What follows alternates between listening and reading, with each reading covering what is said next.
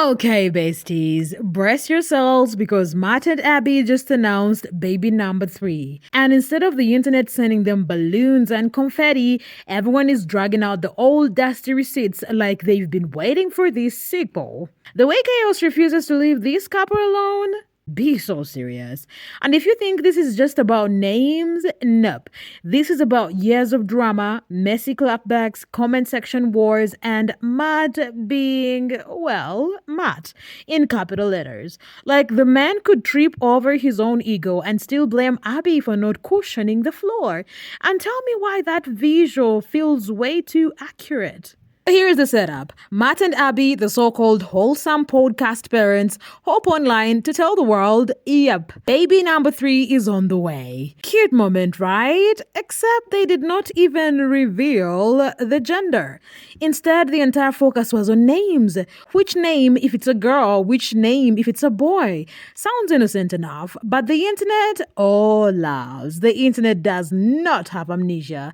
Because the last time they dared to open the baby name topic, it spiraled into a full-on influencer feud that still leaves bruises. Nope. Jail. Immediate jail. And if you thought that was dramatic, just wait because we need to rewind the tape. Grab the popcorn and prepare for round 2 of Baby Name Cage March. And besties, you know when the internet smells deja vu?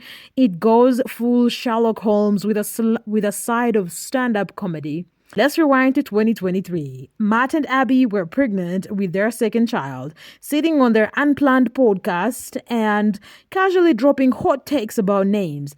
Abby literally said it wasn't a flex to give your kid a unique name no one has ever had before. She called it a red flag. And Matt, he cackled along, tossing in his little side comments like the peanut gallery nobody asked for. Do you have a name picked out? We're really solid on our boy name, but we kind of don't see eye to eye on the girl name. Abby's throwing me for a loop right now on the name because all the names that we had decided on in high school to name our children have been thrown out. They're no longer cool. No, one of them I do still like, but we just have a unique issue with it. I think that's a cute one. I think like the name it from too. high school is really cute. But then we can tell her that we've named her since when we were 16. This is really unique though because the past 2 times Abby said a name, I immediately liked it and I was like, boom, we're done. But it was after we found out the gender. Yeah, so I think we're messing up the order. We gotta just pause conversation until we find out the gender.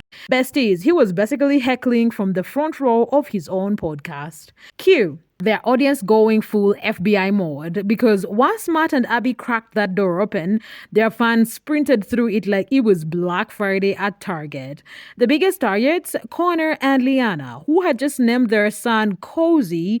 The dragging was instant. The slander was brutal. People aren't just listing names, they were running a whole Comedy Central roast in the comments. Top comment summed it up perfectly. So y'all threw shade at parents who picked different names and then sat back while your fans dogpiled the exact couple who did it. Make it make sense. And another person joked, cozy? More like cozy target practice the way y'all let him get dragged. And poor Liana, fresh postpartum, raw emotions, probably still living on 3 hours of sleep, and suddenly her baby's name is the internet's new chew toy. She ended up in tears on camera, saying it wasn't even the opinion that broke her. It was Matt and Abby letting their massive audience shred her family without lifting a finger.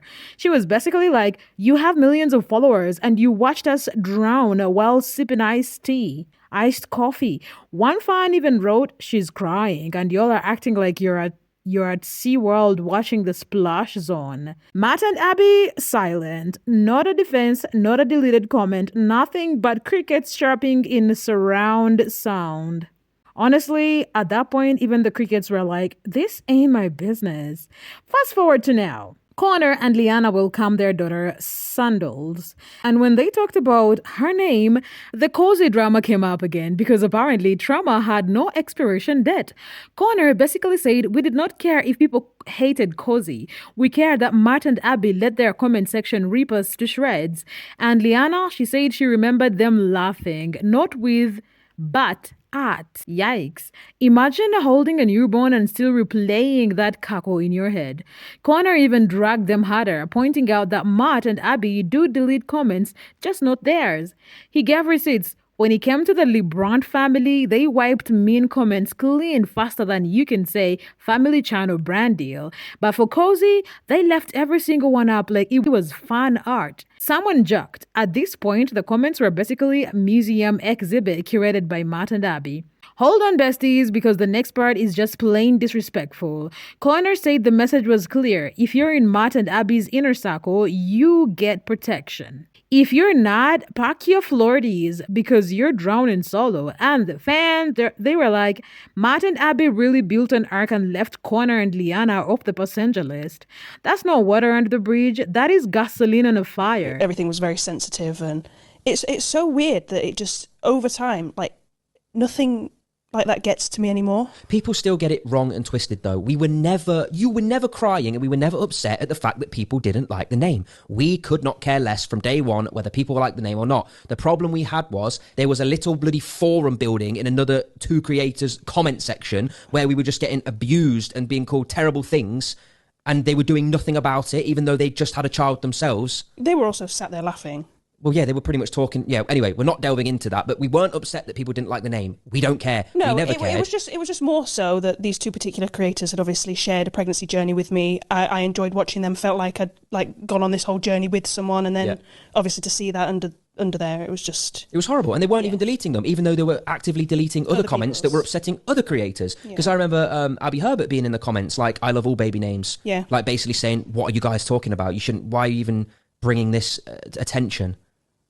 Which they quickly deleted and then rectified. And I think the LeBron fan were getting some heat in that comment section as well. They quickly deleted that nice and quick, didn't they? Left all the ones about our child's name. Anyway, very strange situation. And that's why we were upset. Not because people didn't like the name. Couldn't care less. I did go about it in the wrong way, though. You were having a tough time.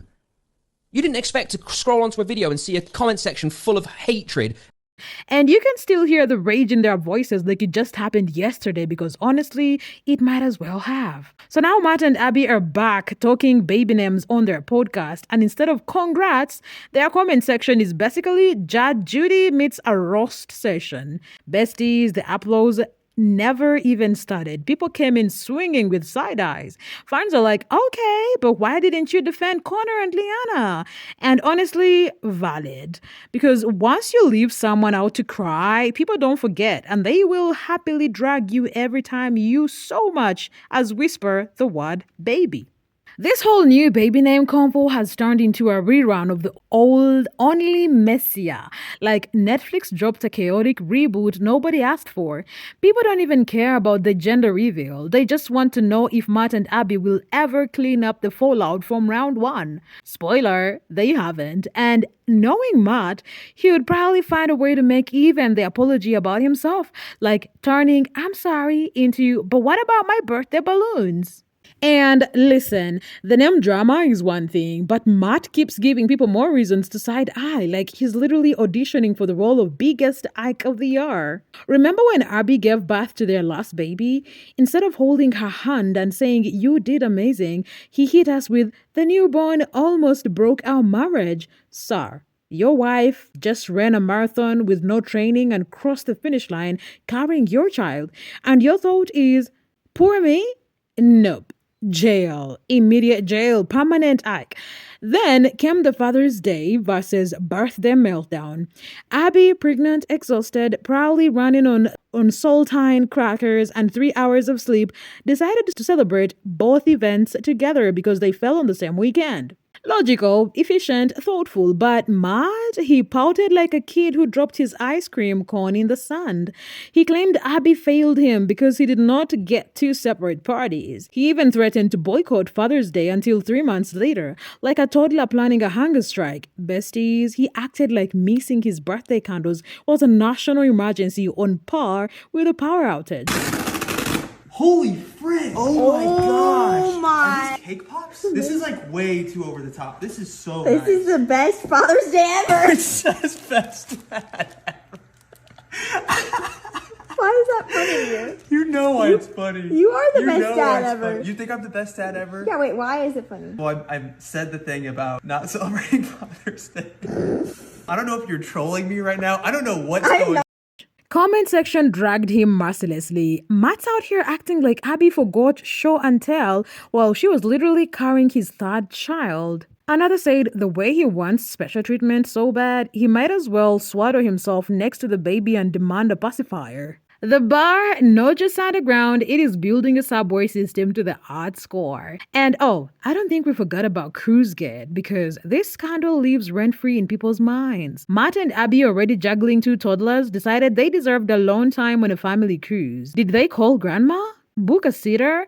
Even ask the cruise staff? Nope. They straight up left their toddlers alone in separate cabins with nothing but a baby monitor like it was a Netflix security system. And Abby, she actually wiped out her phone mid-debt to post a story bragging about their alone time. Girl, read the room. If you missed this entire thing, let me catch you up. So Abby posted on her Instagram story that they went on a cruise with their 2 kids and they were having a terrible time going out to dinner with their 2 kids. So they decided that the solution to this problem was putting them to bed, putting on monitors, and then just leaving the kids in the room and going to bed. And we all thought that this was just one room. Well, Matt has posted a room tour of the cruise on his Instagram. He walks through everything. And then he talks about how Abby is staying in the room next to theirs so that they can separate the kids so they get a good night's sleep. So y'all, we're not talking about one room, 2 monitors. We are talking about 2 rooms, each with 1 monitor. So we now have twice the margin for error. We now have 2 monitors that can freeze or be dysfunctional, and 2 opportunities for this to go incredibly wrong.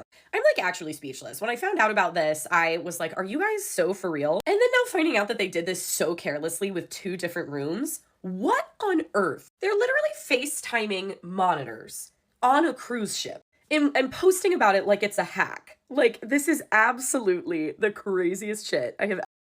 Like, why would you basically hand deliver a PSA to strangers on a ship saying, hey, free kids unattended, come through? Am I being dramatic or is that just full-on reckless? She practically drew a treasure map and wrote X marks the spot, limited babysitting offer. The comment section did not hold back. Top comment was savage. You can't complain about people dragging you when you literally told the whole ship your kids were alone. Another chimed in, imagine being so desperate for a date night, you turned it into a scavenger hunt for predators. Someone else even joked, Matt and Abby speedrunning CPS involvement like it's a game level. It wasn't just negligence, it was the entitlement for me, like they were owed privacy at the expense of their kids' safety.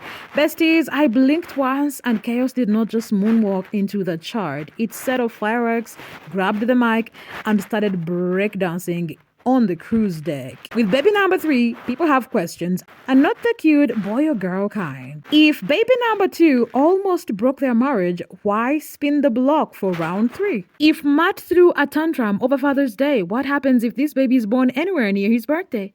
Are we planning a national day of mourning? And if they couldn't even handle 2 kids without pulling CruiseGate, how on earth is adding a third going to work? Be so serious right now. Real talk though, this isn't just drama for giggles. It is about safety, it is about judgment, and it is about oversharing becoming a hazard. Abby and Matt have turned their life into content, but what happens when that content puts their kids in danger? What happens when the marriage on the Rocks storyline gets recycled like a bad reality show plotline? It's all funny until it isn't. And besties, that line has been crossed, stomped on, and gift wrapped for YouTube views. So yeah, Matt and Abby thought this pregnancy reveal would be sweet, but instead it reopened every messy chapter of their saga. Baby names, Connor and Liana, cruise negligence, Matt's tantrums, the receipts have siblings, cousins, and great aunts at this point. The internet hasn't forgotten, and clearly it doesn't plan to. Anyway, loves, that's today's chaos, and sound off. Are Matt and Abby just unlucky, or are they digging their own holes every time they post? Rate the audacity from 1 to 10 in the comments. Go. All right, guys. Group chat adjourned. Mwah.